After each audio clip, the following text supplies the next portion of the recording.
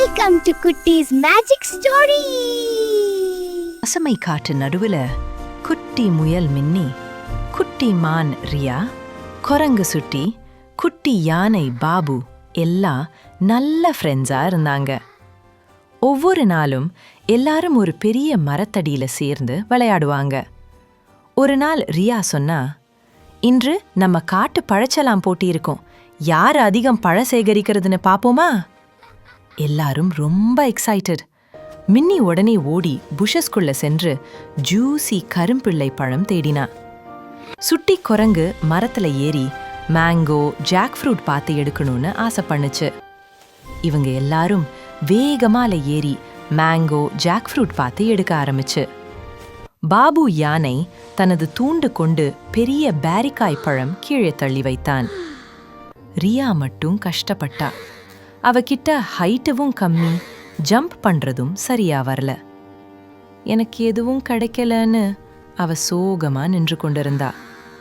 அந்த நேரத்துல பெரிய கரடி கடா அங்க வந்துச்சு. அவன் சொல்லுறான், இந்த எல்லா பழங்களும் என் பகுதியில தான் விழுந்தது, எல்லாரும் இது எனக்கு கொடுக்கணும். குட்டீஸ்ல எல்லாரும் பயந்துட்டாங்க. சுட்டி மெதுவா சொன்னா, ஆனா நாங்க போட்டிக்கு சேகரிக்கிறோம். கரடி கோபமா கர்ஜிச்சு, யாரும் கேட்டா பதில் இல்ல, பழம் எல்லாம் வச்சிட்டு போங்க.